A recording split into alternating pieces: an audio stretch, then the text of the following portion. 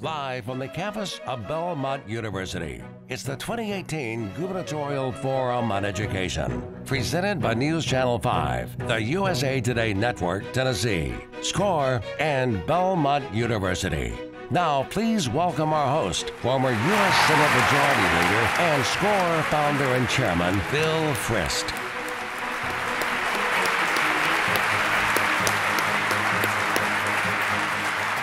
Good evening, and welcome to the 2018 Gubernatorial Forum on Education. I'm pleased to be here this evening for this historic event, focusing exclusively on the most important issue facing our next governor, education. Over the last 10 years, under the leadership of two different governors from two different parties, Tennessee has made remarkable strides in improving education. Tennessee has been the fastest improving state in the country on the nation's report card, and our high school graduation rate hit an all-time high this year. However, there is much work left to be done. More than half of all fourth graders in Tennessee are not reading on grade level, and only 1 in 5 high school juniors in our state met all the benchmarks that measure college readiness. Tonight's forum offers an opportunity for Tennessee's candidates for governor to share their vision for education and how they plan to ensure that every Tennessean has the knowledge and skills necessary to live successful, fulfilling lives. Now it is my pleasure to introduce the moderators for tonight's forum, Rory Johnston from NewsChannel 5 and Daniel Plazas from the USA Today Tennessee Network.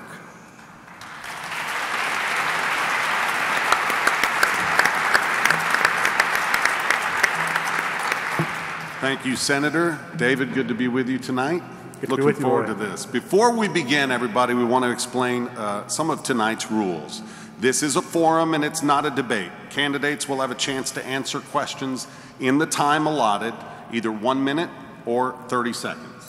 Candidates should not address each other directly, and there should be no need for rebuttals. So let's introduce the panel now. Now, starting on my right, former Tennessee Economic Development Commissioner, Randy Boyd. Next, businessman Bill Lee. Next, former Nashville Mayor Carl Dean. Next, State House Minority Leader Craig Fitzhugh. And last but not least, House Speaker Beth Harwell. We want to thank these 5 candidates for being here, and we want to mention that State Senator May Beavers was planning to attend, but unfortunately had a death in the family over the weekend, and our thoughts are with her. Also, Congresswoman Diane Black had a scheduling conflict and could not be here. We want to get right to it. The first question is for all of you, and we heard a little bit from Senator Frist about this, that over the past decade, Tennessee has made historic progress in K through 12 education on the nation's report card. As governor, what is the most important thing you would do to continue and even accelerate this progress? We begin with you, Mr. Boyd. Well, thank you. So there's a lot of things we need to do, but one thing I think that we need to do is go back and revisit our funding formula. If I've traveled all 95 counties, talked with educators, superintendents, and parents in each of them.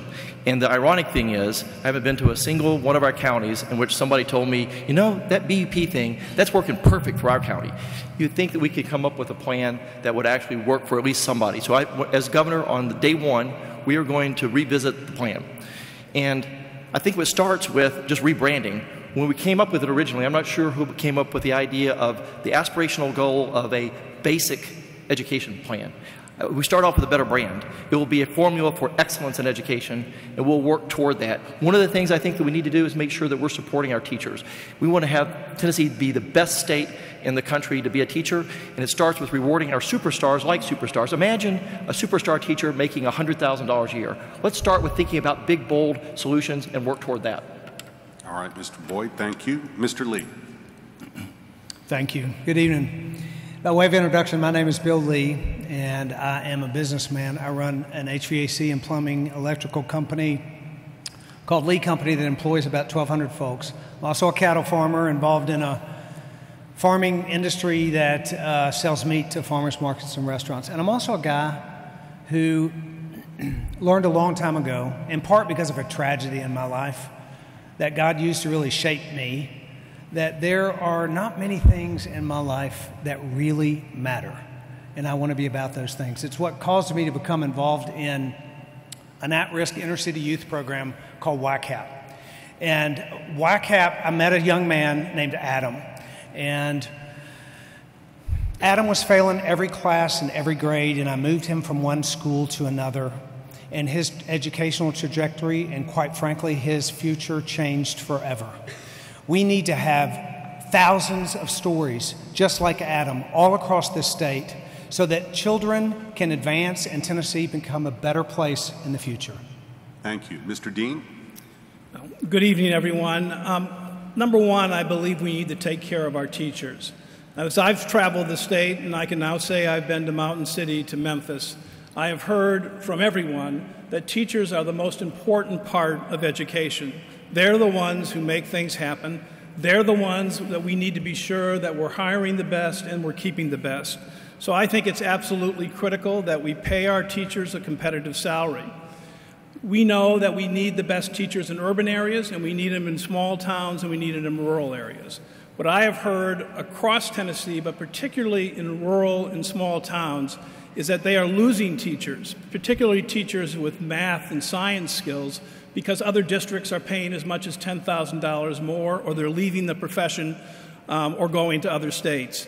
So putting teacher pay at the top would be what I would want to do first. Mr. Fitzhugh. Thank you. I'd like to make 3 points quickly. First of all, the primary focus of our education system is the student, must be the student. To do that effectively, the immediate focus must be the teacher. We've got to give teachers better preparation, better training, better pay, and a better regard for their profession. Secondly, it's all about reading.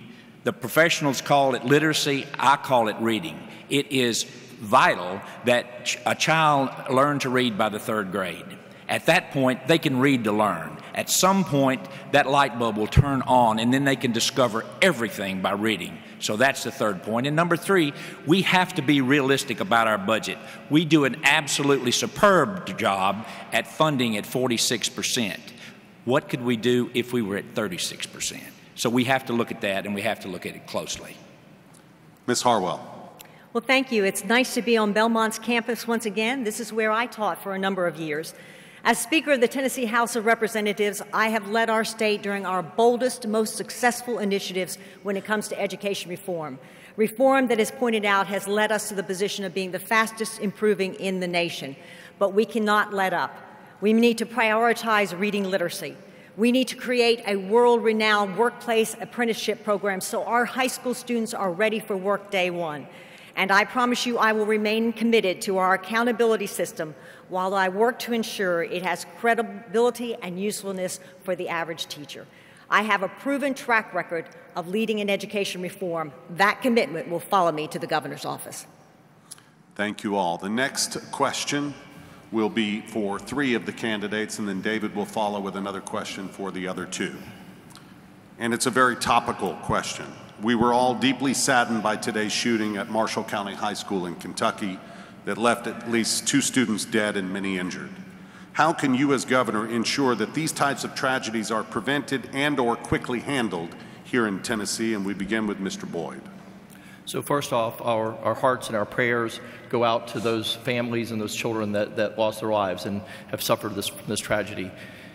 My team and I discussed this today and had extensive conversations about all the different things that we could possibly do in response to this and protect our children. And at the end of it, we concluded it's all the above. We can't not do anything that we can think of to make sure that our children are safe. But here's, I think, the important point. The schools can't do it alone. We can't depend on our children's safety solely on the backs of our school system and our Department of Education. We need to bring all the state's resources to bear. Public safety, Homeland Security, every resource that the state has to be brought to bear to make sure that we protect our children. The next answer will be from Mr. Dean. When I was mayor of Nashville, it was when the tragedy happened at Sandy Hook. And that was, of course, unspeakable, just like what happened today in Kentucky. When I was mayor, we immediately worked with the schools, with Dr. Register and the school board to do a supplemental budget to add funds to make our schools more secure. Of course, what we were trying to do there was to keep people out of the building, people going in who shouldn't have been in the building. Today's situation, although we don't know the details, was something different. We need to work as hard as we possibly can to make sure that all our children are safe. We need to make the capital investments and other investments to get that done. Every day a kid goes to school should be a happy day for the child and for the family. It is all about the future.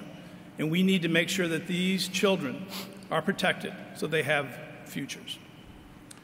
Ms. Harwell. Well, the legislature last year appropriated additional funds to provide for security in our schools here. We need to do more. I just conducted an active shooter training for the state employees that work for the General Assembly. Unfortunately, I think we probably need to do that for our school systems as well, so they're prepared to know what to do in lockdowns, etc. Again, if our children are not safe, they simply cannot learn. Even though we have made improvements in recent years, Tennessee consistently ranks near the bottom when it comes to education spending per student. In fact, a handful of districts have even sued the state for more money. Do you think we're investing enough in K-12 education? First to Mr. Lee. You know, I've traveled this state. My wife and I actually went to 95 counties in 95 days in an effort to just listen to people all across this state. And one of the groups of folks that we met most frequently with was teachers, to listen to them. My wife is actually a teacher. She's been an elementary school teacher for 16 years. So I've heard from her, and I've heard from a lot of teachers about how much we expect from them. With what we expect from teachers, they should expect that we should pay them salaries that are equal at least to the states around us. We currently are behind the states above us, Kentucky and Georgia below us. Not only do we need to pay them, but we need to create an environment where they can thrive, where they have freedom to teach, to be creative and innovative, where they have access to resources for development. And we need to be certain that our funding, not only for teachers, but entirely for our education system, is adequate for the future of Tennessee. Thank you. Mr. Fitzhugh? The answer to your question is absolutely no. We need more resources. The most important thing this state does is education. We are now, as I said earlier, ranked 46th in education funding. The best rank we have in academics is 32. Can you imagine if we brought that 46 to 32, where that 32 would go? And money, it's just not throwing money at a problem. It's money that can be well spent and should be well spent. The BEP is something that has done a good job. I've followed it in my 24 years as a legislator. But we know that the small schools have sued at least twice and been successful. The large schools are now getting ready to sue. Neither is satisfied with the amount of monetary support that the state gives them. So for that reason, we need to look at the BEP. We need to make sure that in the 21st century, we don't fault our kids because we don't give them enough resources. This next question is what we call a lightning round, so 30-second answers, please, candidates. We'll begin with Mr. Dean. How many of you send or have sent your children to public schools, and why did you make the decision you did on schooling? Well, I did not send my children to public schools. They went to private schools here in Nashville, and we made that decision as a family. I'm a public school graduate myself, and I believe in public education very strongly. And certainly my life has been committed to working as a public defender and then as mayor championing public education. But we as a family made a different decision. Mr. Fitzhugh. I'll have to talk fast again. I'm a graduate of public schools, so is my wife. We're the first two in our families to have a college degree, to go to college. My son and my daughter are graduate of public schools, and every grandchild that I have that's old enough to go to school is in public school, and the next one will go there next year. I'm committed to public schools, and I think there's a lot more than maybe just that academic. If there's a lot more to education than just that. It's about the real world, and I think public schools do an outstanding job at that. Ms. Harwell. Our public schools do an outstanding job. You're correct. I did attend both a public elementary and secondary school. However, I chose to send my children to private schools here in Nashville. But now they're in college, and they're in public colleges throughout the nation. All right. Mr. Lee. My children Mr. Boyd, I'm sorry. Excuse me, I jumped.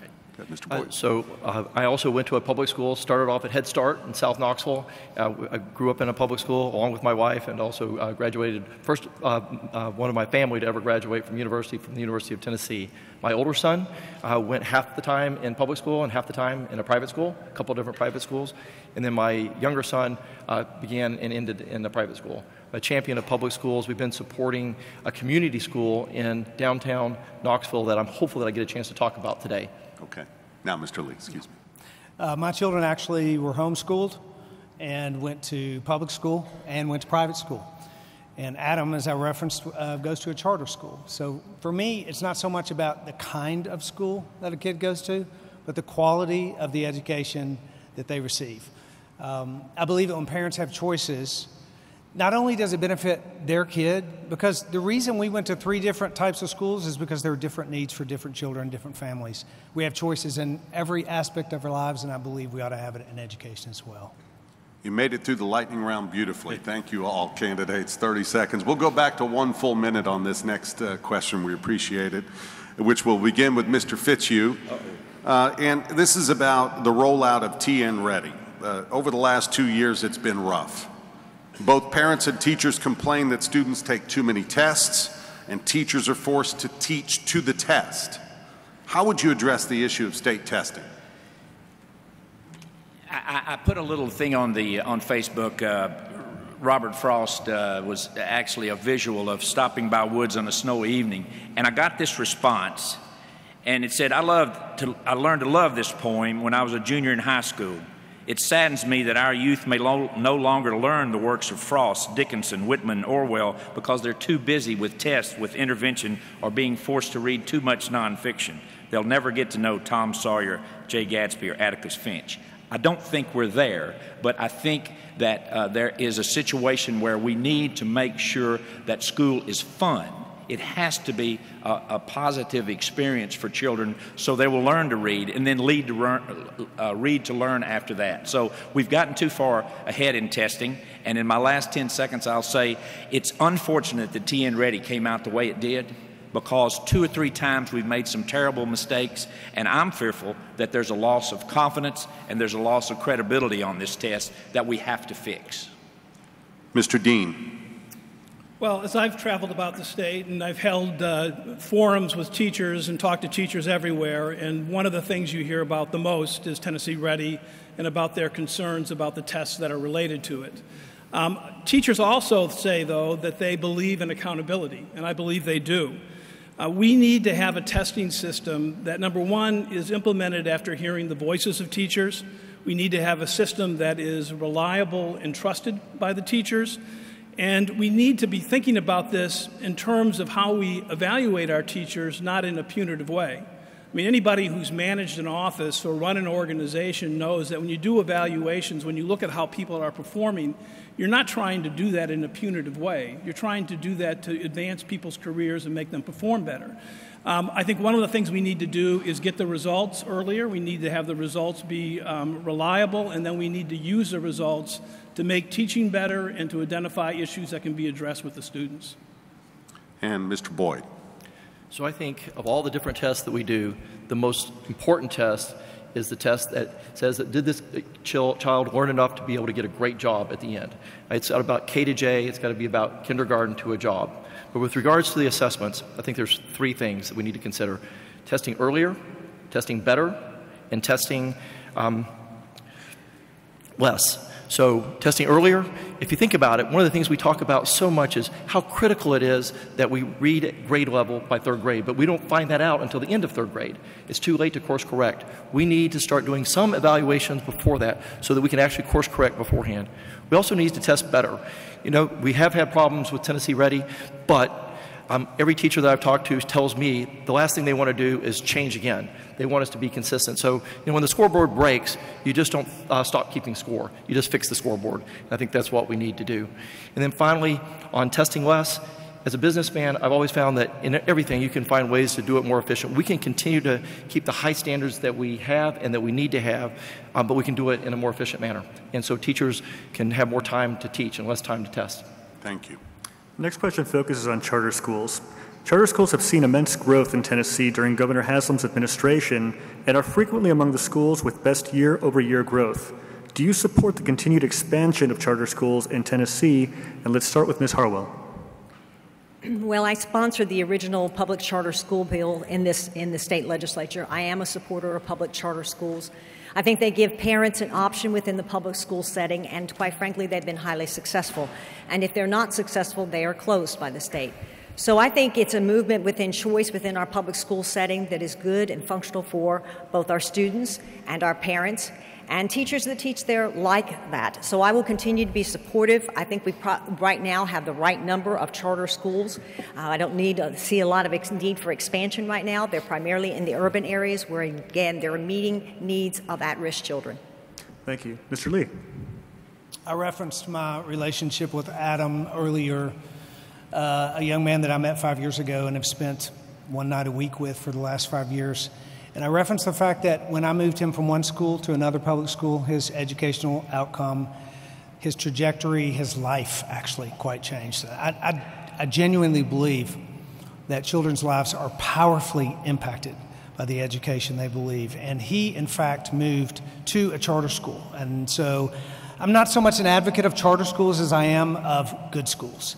I will say this, that frequently I run into folks who say that they are afraid of change. They use fear a bit as a tactic, like, you know, I'm afraid that if we do this with charter schools, it might have this impact on our public schools. But you know what I'm afraid of? I'm afraid that we keep doing the same thing that we're doing and that we end up in the same spot we're in today, in the bottom half of states in America, in a country that no longer leads the nation in education.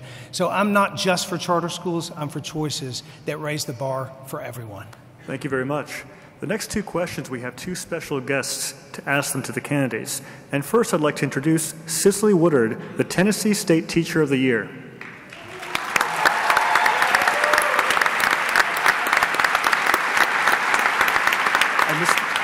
And Ms. Woodard is going to ask this question to Mr. Fitzhugh and to Mr. Lee. As a teacher and a parent, I know firsthand that our students deserve effective teachers in every classroom every year. As governor, what would you do to ensure that we are attracting and retaining the best and the brightest to lead classrooms across Tennessee? Let's start with Mr. Fitzhugh. Thank you. Thank you for that very good question, and congratulations to you. Thank you. You know, I'm just saying this, but it's a quote from Jacques Barzin. He says, "Teaching is not a lost art, but the regard for it is a lost tradition." And I think we need to work on that. As I said earlier, we need to get teachers, give them better preparation. We need to give them better training. We need to give them more money. More money will help. And then, as I just said in that quote, we need to give them a better regard for the professionals that they are. They do so much. They are with our children more than we are, and without them, we have no education system. So we need to lift them up at every moment and make sure we don't, push them down. I tell you, teachers have taken it, on the chin, and we need to not let that happen again. Thank you very much. Mr. Lee? I referenced earlier my conversations with teachers all across the state and with my wife, who's a teacher, and how much we actually demand of our teachers. We have a mission statement in our company, and in part it reads that we have a responsibility to create an environment where our employees can thrive personally and professionally. I think the same should hold true in education. We need to create an environment where teachers can thrive. And that means create an environment where they have the freedom to teach and to be innovative and creative. An environment where we give them an opportunity to access relevant teacher development that really helps them do what they do. And when we bring testing and assessments and mandates to them, we need to be certain that what we're asking of them is actually making the environment and the education classroom better, and if it's not, then we need to stop doing it. Our teachers are on the front line, and if we're not creating an environment where they can thrive, then we're the ones that are failing. Thank you. And now our other special guests coming to us all the way from Maryville City Schools, the superintendent there and the superintendent of the year, Mike Winstead.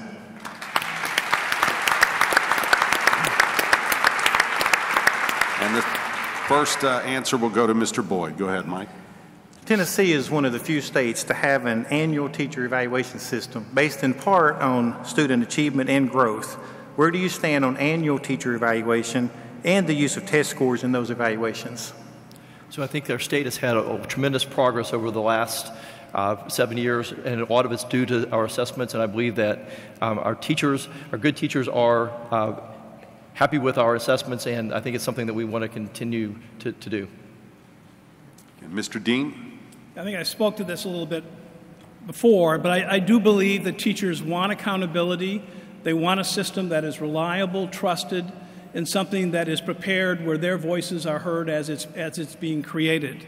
I think having annual evaluations is a good idea. Almost any other area of employment does that because, again, an evaluation shouldn't be punitive. The idea is to help somebody move forward. Let me speak a little bit also about the other question, which I didn't get a chance to, about teacher recruitment.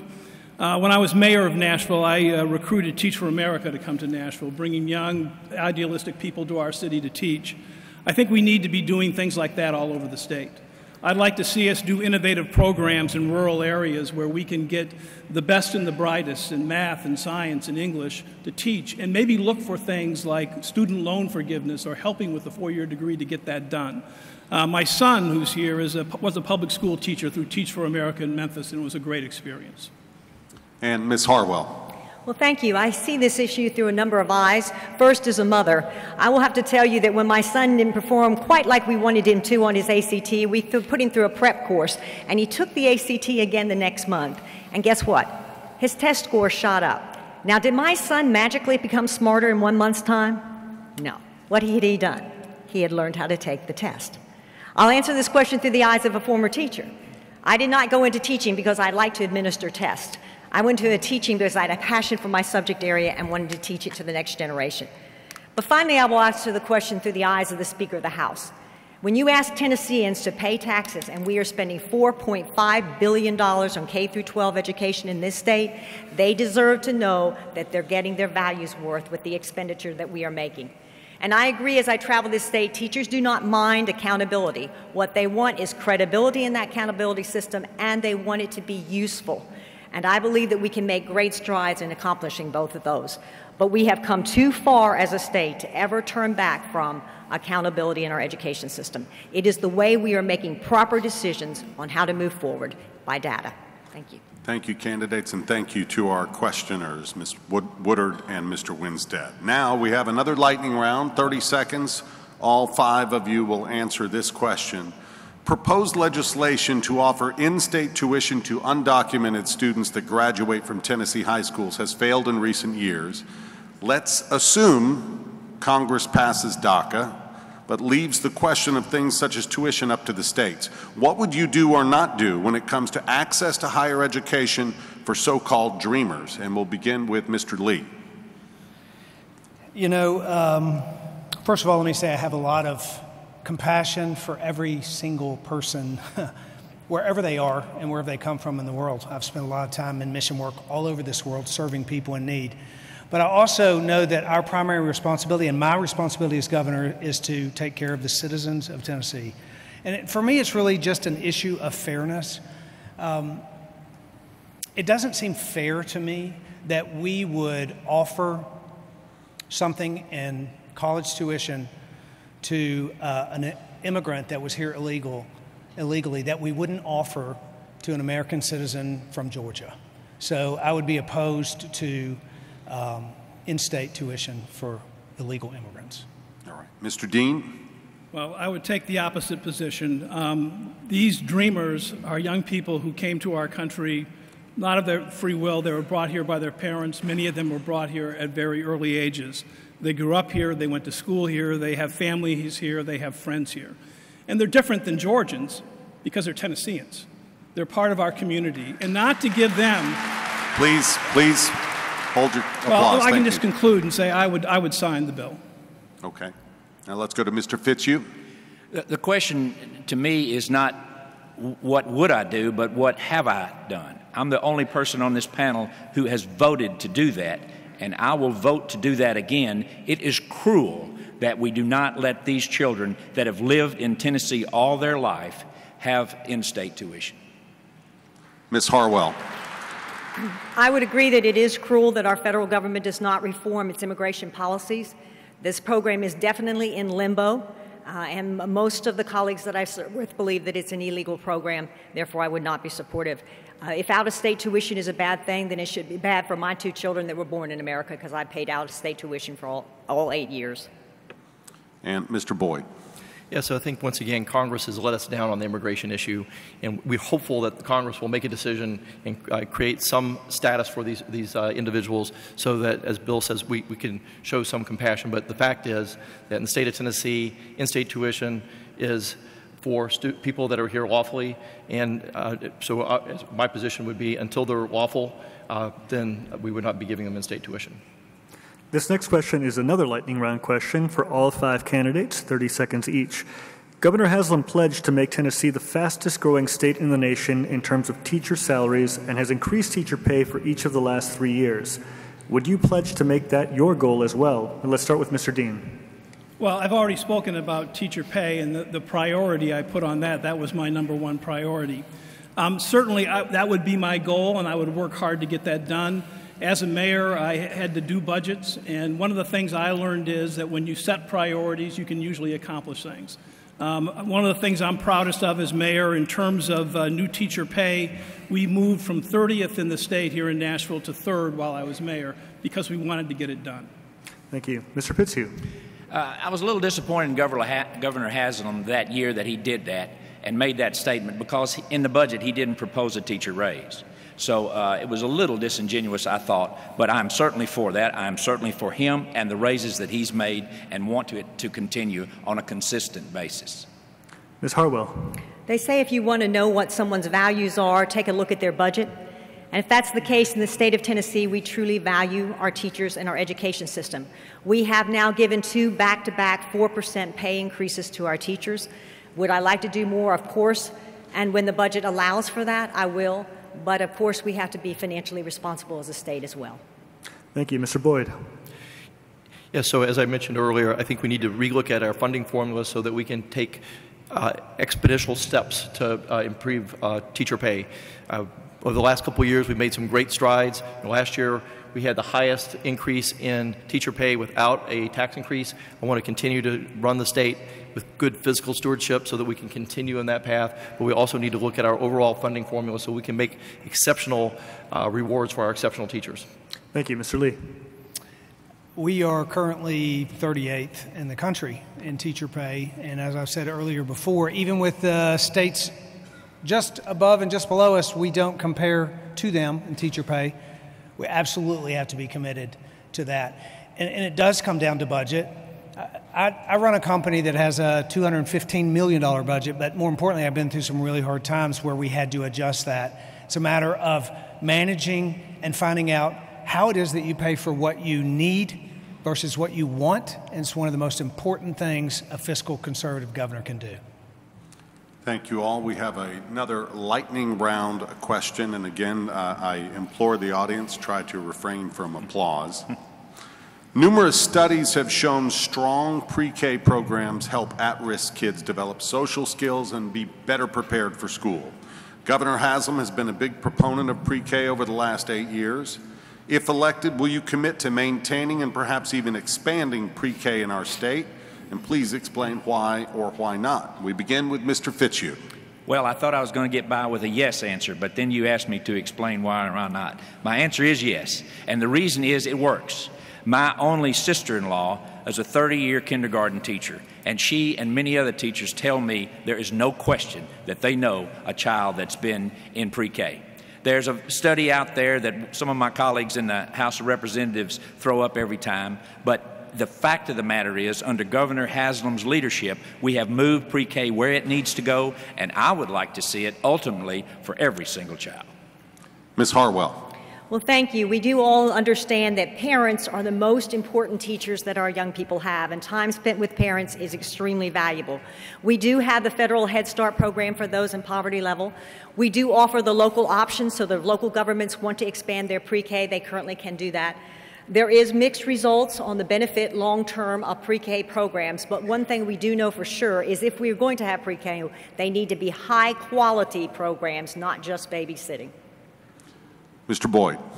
So as a product of Head Start and a pre-K program, I'm a firm believer in the importance of a strong pre-K program, but I think, as was mentioned, not all pre-K is the same. I think sometimes people misread the Vanderbilt study looking at averages, but it's not about averages, it's about the exemplars. We need to find the programs that worked well and duplicate those. And so the idea is to find the best practices and roll those out. And the most important thing is it also needs to be aligned with third grade reading. It's not just a one-off. It's got to be aligned with our ultimate goal of making sure that every kid can read at grade level by the third grade.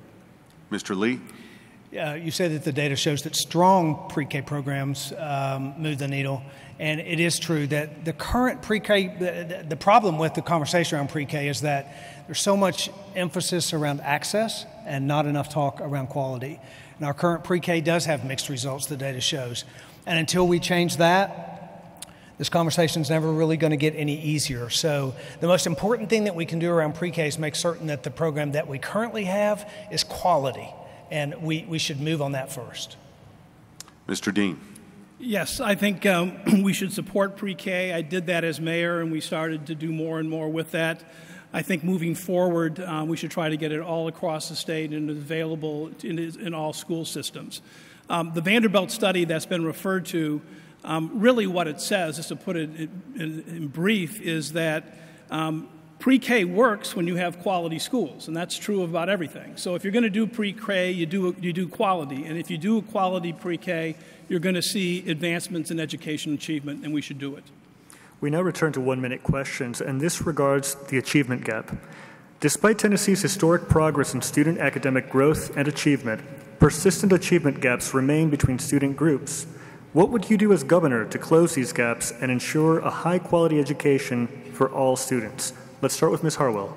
Well, thank you. Actually, the studies indicate that this is the first time that we have eliminated the gap between males and females, especially in 4th and 8th grade science. We are significantly narrowing the gap for our other minority group members. So I'm pleased with the progress that we are making. However, I would say we need to do more, and one of the things we realize is that every child learns a little differently, and especially those that come from at-risk areas. So I think, again, public charter schools have gone a long way to meeting the special needs of those children to help them improve, but so have our traditional public school teachers. It's incredible how we have closed this gap. We have more to go, but we are headed in the right direction. Thank you. Mr. Boyd. Yeah, thank you. So I'd like to take this opportunity to share an idea that we have in Knoxville that I think really addresses the root cause of some of these achievement gaps.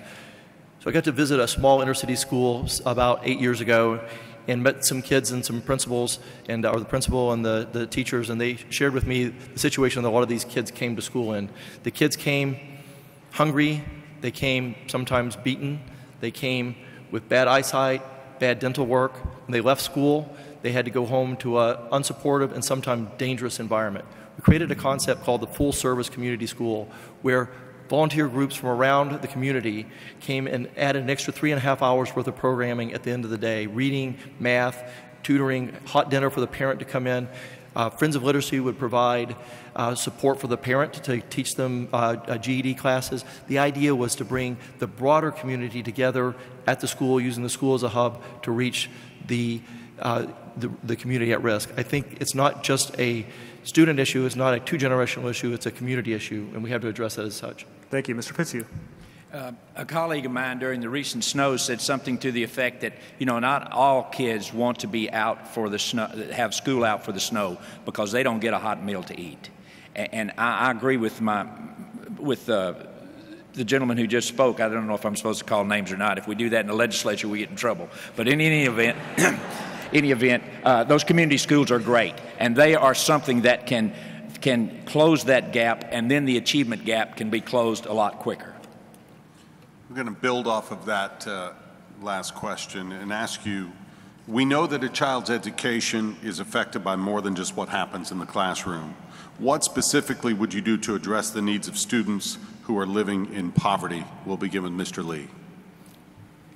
This achievement gap and this situation that we have of students in poverty and their lack of success in our public school systems and quite frankly, in all of our school systems, is something that we absolutely have to address. 8th grade African Americans in our school system, in our public school system, 5% of them read at a proficient level. That is something that should not exist in this state.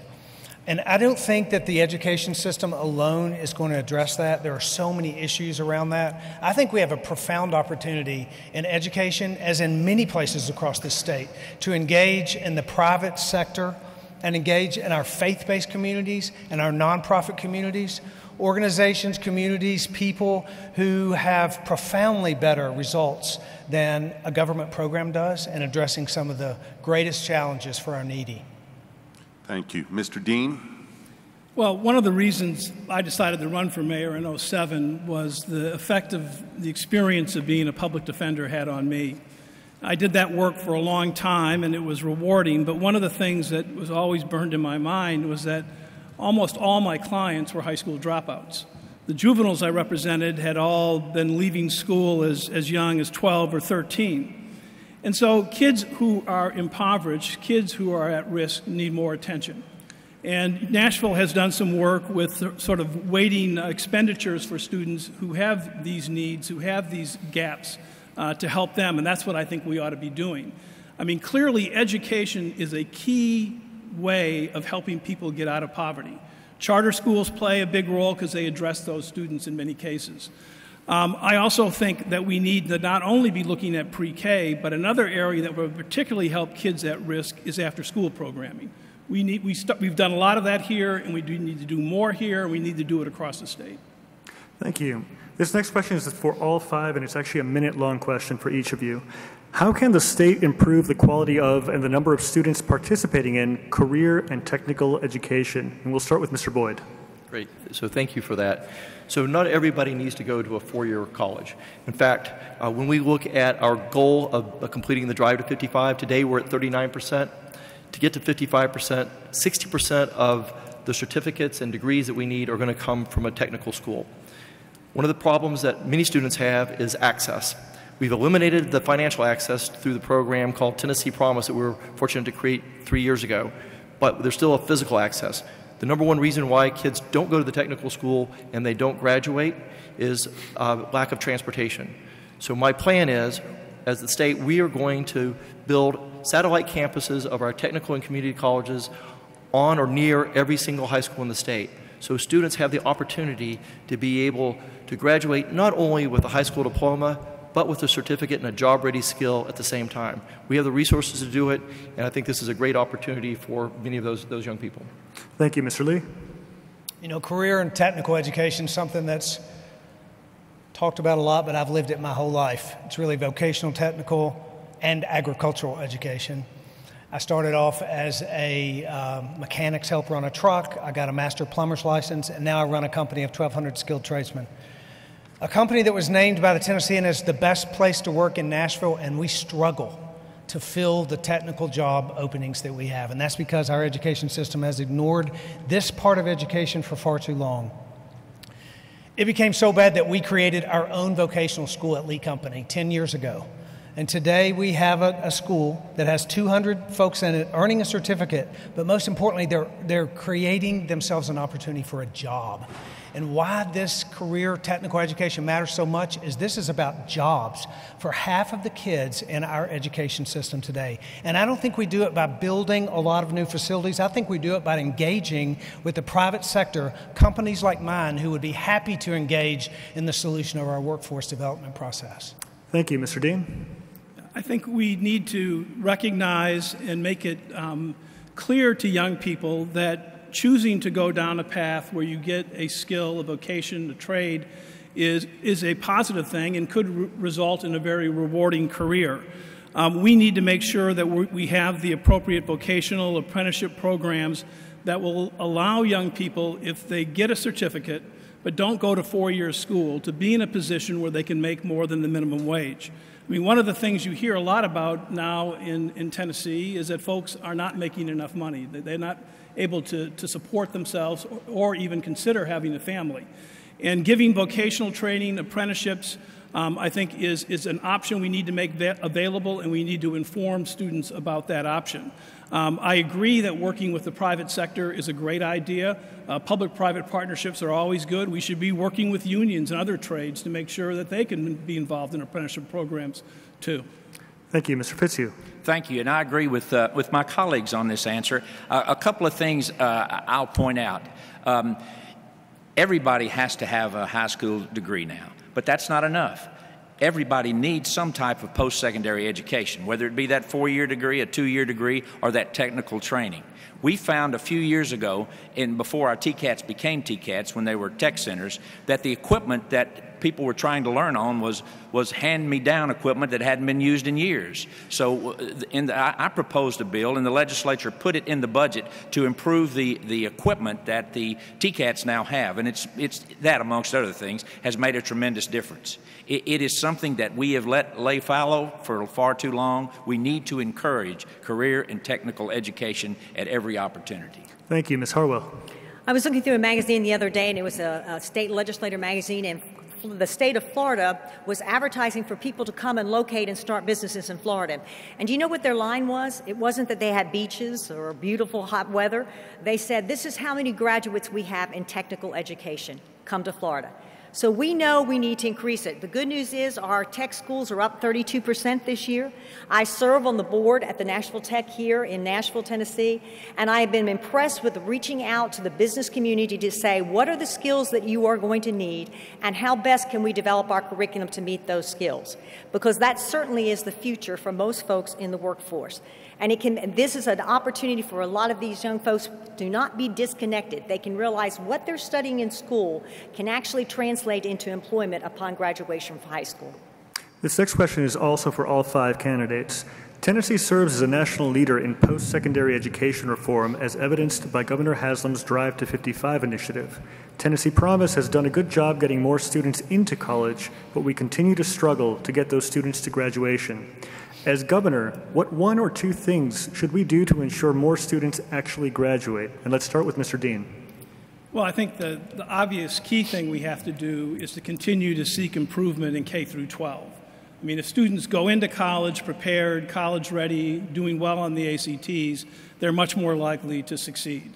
I also think that it's important that when students get to college, that we have the resources there in terms of guidance about how they can adjust to a new social setting, certainly to provide advice on financial issues, which is a major impediment for students succeeding. But I think the main thing we can do to have more college success in Tennessee is to get K through 12 where it needs to be. Thank you, Mr. Fitzhugh. I certainly agree with that, but I also agree that we need to have more students in different levels of college education.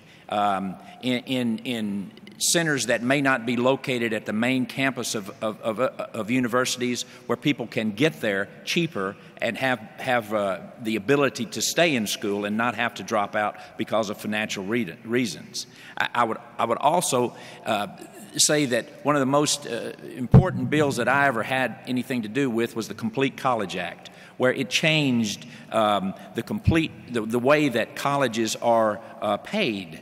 rather than the number of students in a seat, the number of students that graduate.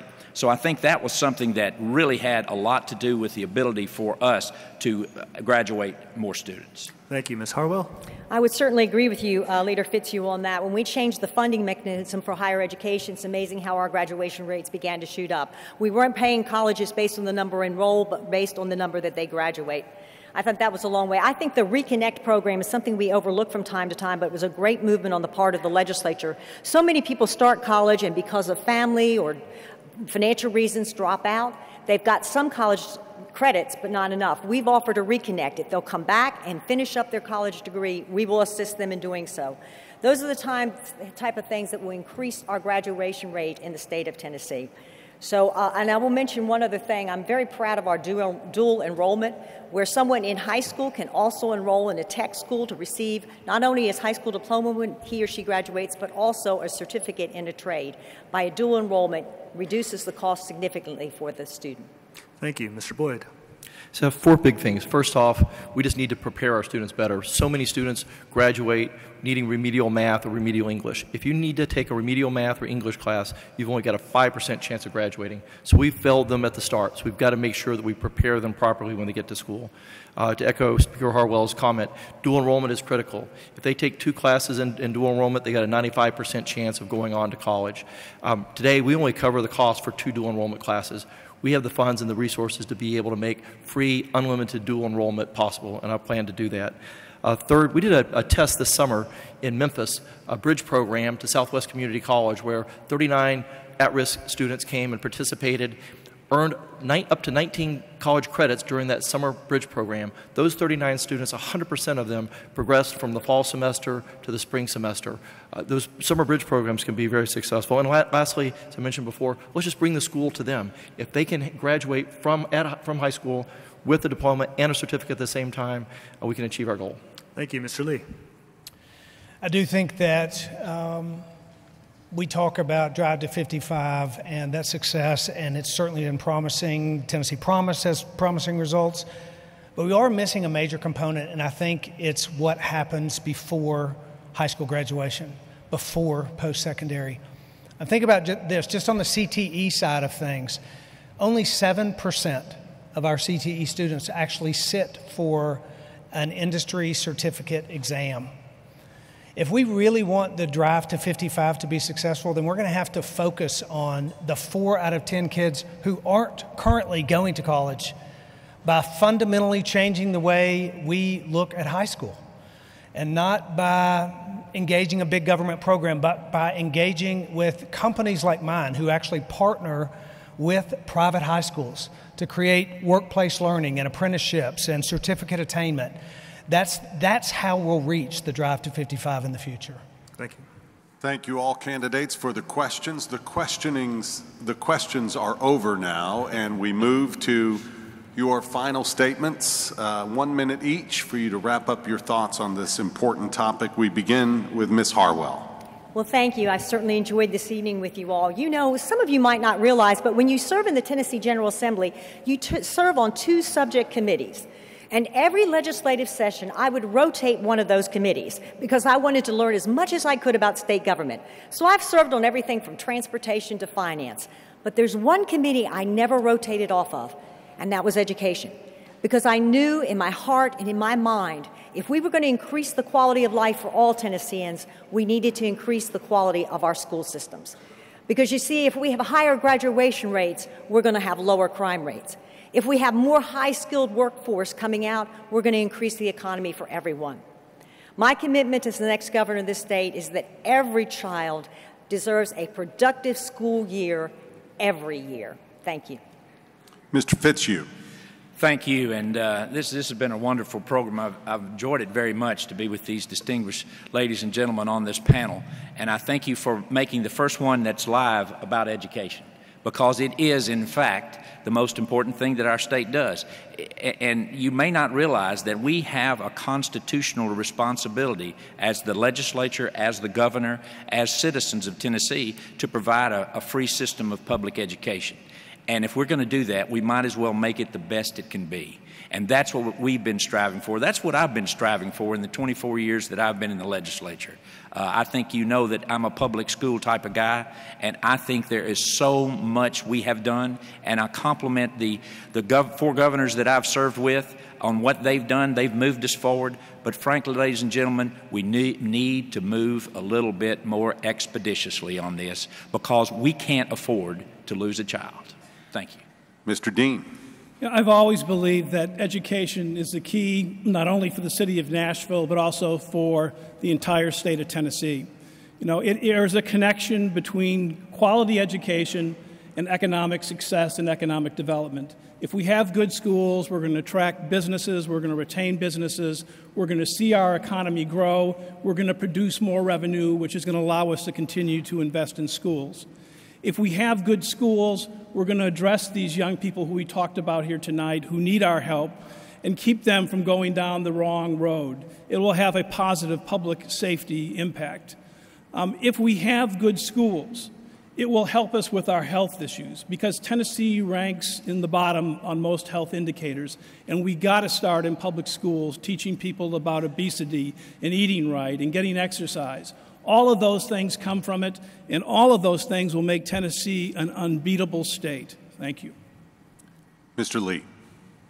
I just want to say thank you for Adam. He came tonight, and he's sitting with my wife, and he, in large part, because I'm so proud of you, son, and you have inspired me to become passionate about this subject of education, because you're a story that makes me know that we can lead the nation in education. My family's been in Tennessee for 220 years. This is a remarkable state. My wife and I have traveled about every corner of it, and we've met the most remarkable people, because Tennessee has the most remarkable people of any state in the union. We also have a value system in the state of faith and family and community that gives me a great deal of hope for her future. My wife and I drove around in an RV for 95 days, and on that RV there's a scripture reference that says Psalm 71:14. As for me, I will always have hope, and I have great hope that Tennessee can in fact lead in America, not only in education, but in every way for every Tennessean. And I'd be honored to serve you as governor in leading this state as we lead the nation. Thank you. Mr. Boyd. So first off, I'd like to thank SCORE and our host and all of you in this room for your commitment to education. Tennessee has had the success it has because of so many that are in this room today. So I'm here today because of my passion for education. That's what led me here. Several years ago, I helped start something called Knox Achieves in Knoxville that let young underprivileged kids go to community college and technical college free of charge, matched with a mentor. That led to a program called Tennessee Achieves that led the same program statewide, which led to me serving Governor Haslam as the architect of the Tennessee Promise and the Drive to 55. But for me, it's about the kids. I've been a Boy Scout master. I've been a big brother in Big Brothers Big Sisters. A shout out to JoJo, who's not here, but he's at school back in Knoxville. And it's about being a mentor in the program. This year it'll be my 10th year of being a mentor. When I think about why I'm serving, it's because of those kids. Our mission as your next governor will be to make Tennessee the smartest state in the South and to complete the Drive to 55. It's not just an educational objective, it's a jobs objective. If we do this, we will make $9 billion a year. I look forward to serving you as your next governor. I would appreciate your vote. Thank you. Before we conclude and thank our candidates, we want to thank our audience both in person and also online on NewsChannel 5 and also on Tennessean.com, where you can view, invest, subscribe. And we also want to thank Belmont University for hosting this beautiful space and SCORE. Let's make sure to give a round of applause to all our candidates: Randy Boyd, Bill Lee, Carl Dean, Craig Fitzhugh, and Beth Harwell.